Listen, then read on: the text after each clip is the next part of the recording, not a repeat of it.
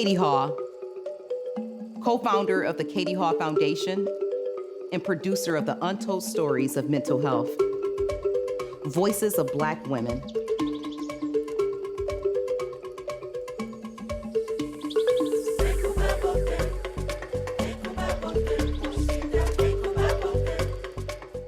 I was moved to action around mental health after learning about the tragic death of 30-year-old and former Miss USA, Chesley Chris, who died by suicide.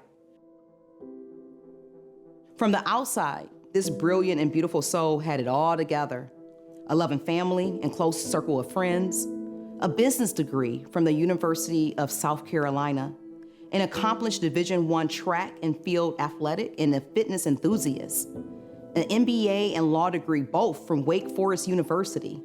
She was a licensed attorney focused on social justice, a musician, a fashion designer, and an Emmy-nominated TV host on Extra. See, a year prior to her death, she wrote candidly in an essay for Allure magazine about overcoming the crushing expectations she once placed on herself after she nearly worked herself to death. The main question that Chesley asked herself is, why am I working so hard to capture the dreams I've been taught by society to want when I continue to only find emptiness? Emptiness. Do you feel it? How about a void, hollowness, or worthlessness? You are not alone. On March 22nd, 2022, in partnership with the Washington State Women's Commission, the Urban League of Metropolitan Seattle, and with support from the Group Health Foundation, we convened at the Wow Gallery, home to the iconic Dear Sister, I See You exhibit. We brought together a dynamic group of Black women leaders for a candid conversation around the topic of Black women's mental health. Our collective call to action is to create an inclusive community around the critical conversation of mental health. Why do you think there is a stigma associated with mental health? One of the stigmas that come to mind from a personal experience is that fear of vulnerability, that fear that I personally, as a Black woman, that I would not be strong enough, that I'm not strong enough, that place of insecurity, and also being afraid to really voice those inner feelings, because then would I be able to compartmentalize those feelings to continue to move forward and overcome any obstacles that come my way. I also think within our existing structure, there's a power structure and a power dynamic, and from a generational perspective, that impacts our ability to really reach out. I certainly think back to when I was younger and having folks in my family that we would label as, oh, that's crazy auntie or uncle. And being older now and realizing how we failed to just normalize struggling with mental illness or having a mental illness, struggling with our mental and behavioral health, and thinking how far the conversation has come now to have language where it's like, you don't loosely use the word crazy or, wild, or just different words that we call people who we see struggling and we're not helping. But I think a lot of it has to do with how we are taught when we are younger, and not having the language to describe those struggles that we clearly observed in our families and in our family members. And until we do that, until we continue to educate ourselves and give ourselves new language and understand that, like our physical health, our mental health is critically important, and we do need to take care of it. We do need to make sure that we have tools and resources to help us to have a very healthy mental health. So once we arrive there as a society and normalize talking about the things that we're thinking about and the ways that we're struggling with our thoughts and our behavior, we'll continue to, I think, let folks down. But once we grasp that, once we do a better job naming it and talking about it and recognizing that we all have to deal with our mental health, and it's not because something is wrong with someone, but it is literally a part of our biological evolution. I think we'll get there, but we just have a little way to go to normalize those conversations. Yeah. I have imposter syndrome. Anytime someone says, Zenobia, you want to speak, my first question is, why do you want me to speak? But they keep asking me to speak, so I have something to say. So it gets into your psyche, and then you start making decisions, and you miss opportunities, you miss connections with people, because you don't have the pride that's in you. And I think just being around women like this, there is so much power in being around women and Black women, and we're so talented. But because we're trying to live up to what somebody else's, standards and what they think, we have a hard time believing what we are doing. Me waking up every day makes me a strong Black woman. I don't have to do anything else today but wake up and try. See, our leaders unpack the stigma, language, and the intergenerational trauma that they held. I was always taught to just suck it up. You're good, just keep going. You slip and fall, don't cry. You haven't, you got in a fight with your friend, you're all right. It was just keep it pushing. Don't show anger, fear, hurt, nothing. Just keep going. Don't be anything but happy, and just keep it on. Keep it on. I remember even, and I'll get to my next question, even at my grandmother's funeral, her children did not cry because she taught them not to cry, right? And it was the day she was being buried. I was like, this makes no sense. But it was ingrained in us probably long before our grandmothers and grandparents. Personally, from my own experience, a lot of the sort of hardships that I experienced or distress weren't necessarily my own experiences. They were experiences that I think were passed down to me from my mother or from my grandmother or my aunt. And I think recognizing that and understanding that trauma can be passed down and not necessarily feeling obligated to heal or remedy that, but just acknowledging that, I think can be therapeutic. And I think also there's sort of this mental warfare where we're taught to kind of suppress what we're feeling and, just kind of suck it up and push through. And I think that is sort of a learned behavior that is very, very unnatural and goes against our sort of intuition. We see it as a superpower to be strong.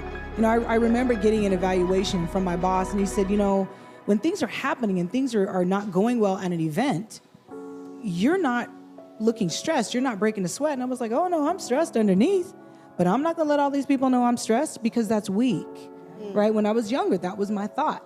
But now I need to be like, nope, I need help. Things are falling apart. What is happening? And so how do we bring new tools to the tool belt that how do we create new superpowers and own them? We have to look at the history, because when it comes to the mental health field, it was literally a mental illness for slaves who ran away, drapetomania. And when you were shown to show any sign of depression or crying, the slave master would literally beat you. And then what happened? Slavery ended, and then in our households, we often say, oh, shut up or I'm gonna give you something to cry about. That literally came from that history of the slave master who was beating us. They could not experience their pain. They just had to woman up, man up, keep it forward. Grin and bear it, right? They could not talk about it like we're talking about it today, much less move to a point where they could heal it. But they sacrificed so that we could be here today to do this. So reframing it, right? That we are living into that justice that they fought for and sacrificed for. And I love what Resmaa Menakem says, Black psychologist. You knew she was going there. Come on. Go ahead, bring it. He says, I'm joining your Black club right people, now. you are not defective. Something was done to you. Something happened to you. That's also a form of reframing it. We shared reasons that have prevented many from seeking support and help.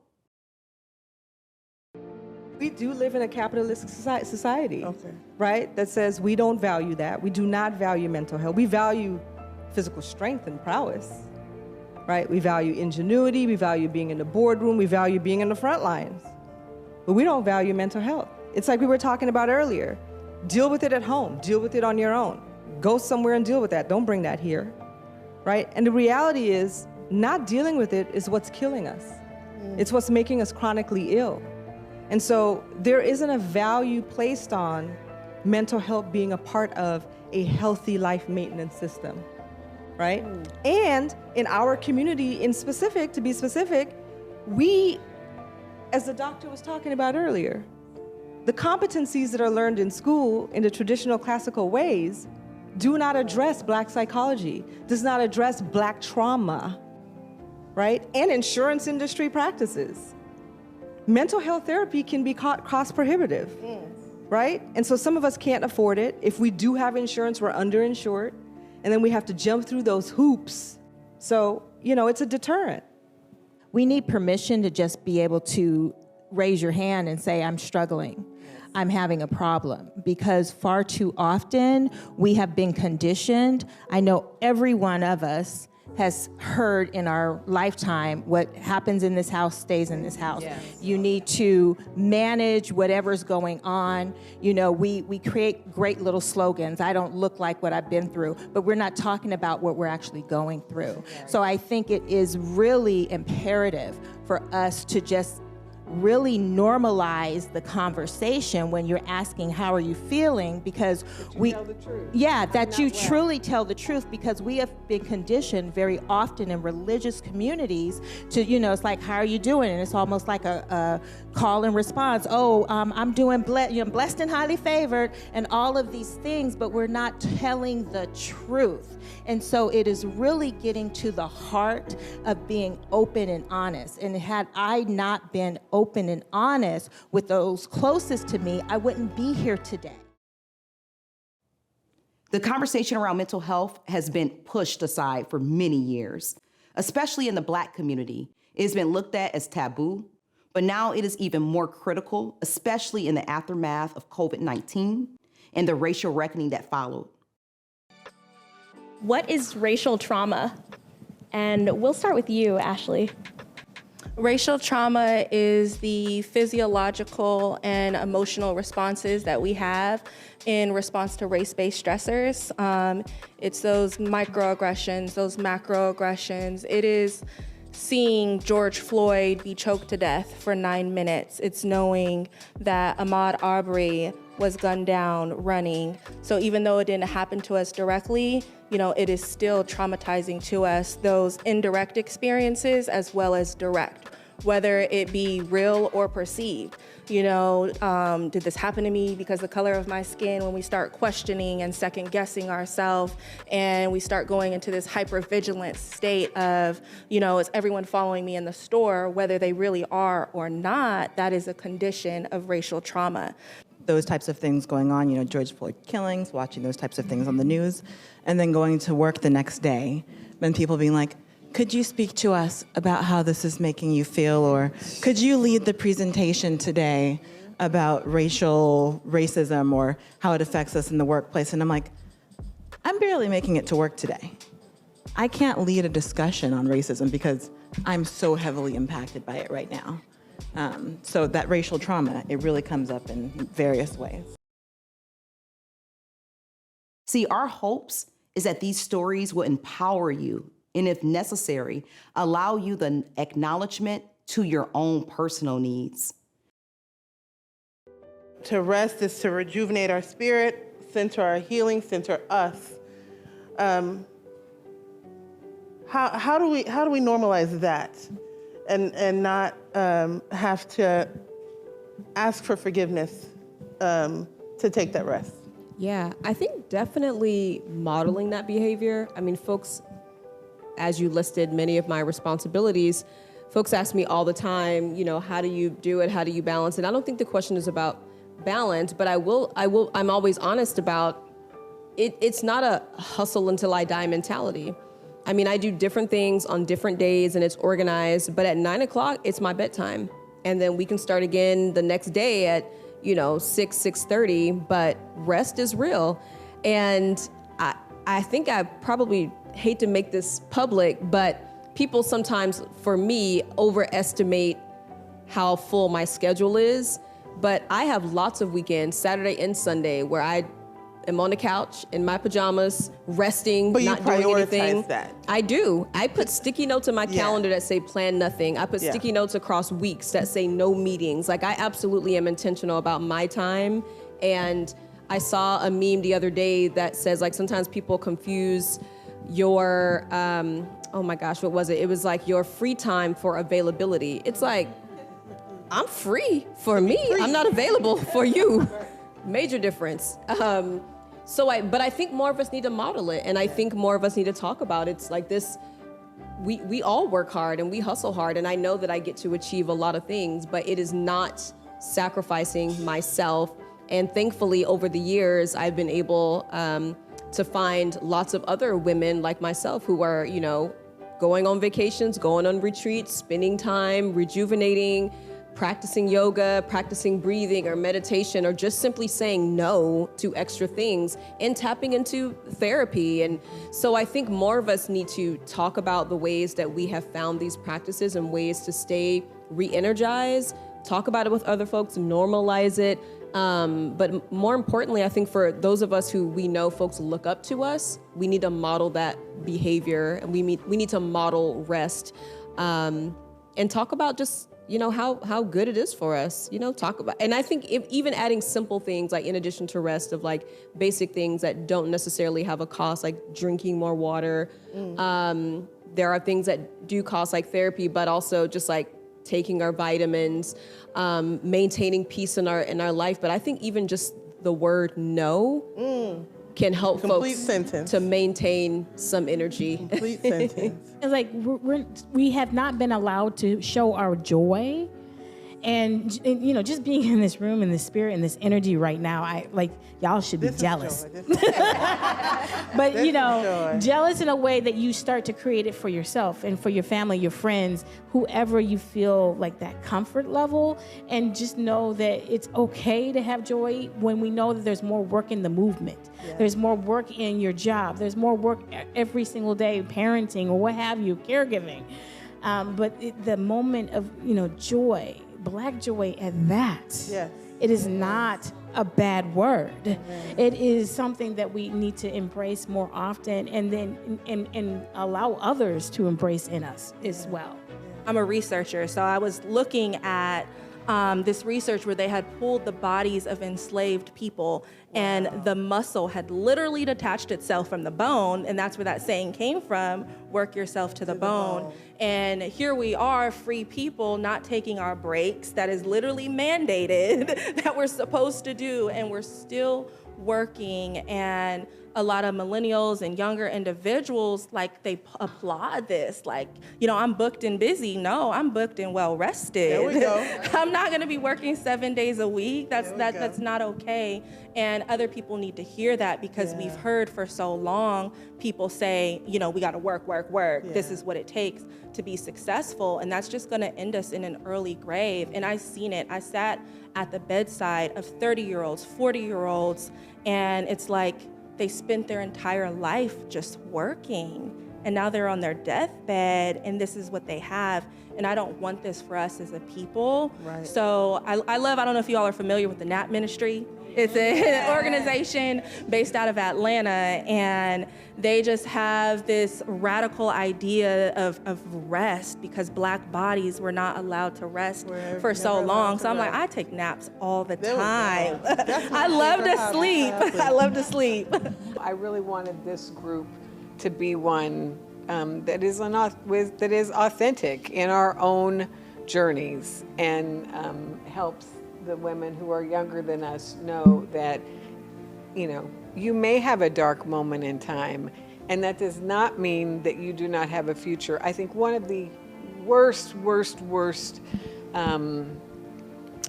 components about depression is it is a liar. And depression will tell you things and have you believing things that are absolutely not true. And so when we spoke about, when Ashley spoke about suicidal ideation, as did Tracy, that's the voice of depression really leading you to believe that there is no hope and that there is nothing to hold on for. And it's a lie. It's an absolute lie. The most powerful thing that I want to take away from this circle is we got to remember us. We got to remember to connect with us again, remember us again, so that we can heal us again. This conversation around mental health provided our group of exceptional women with a platform This platform, it really did help us reframe the definition of strength, not as someone who powers through, but as someone with the ability to be vulnerable and trust, to motivate us to show up for one another in community and in solidarity, even in the face of healthcare systems that continue to fail Black women. You are not alone. You are seen. You are an extraordinary spirit. I see the power within you. You are beautiful. We collectively see your brilliance, and we invite you to join us on a journey to start the healing.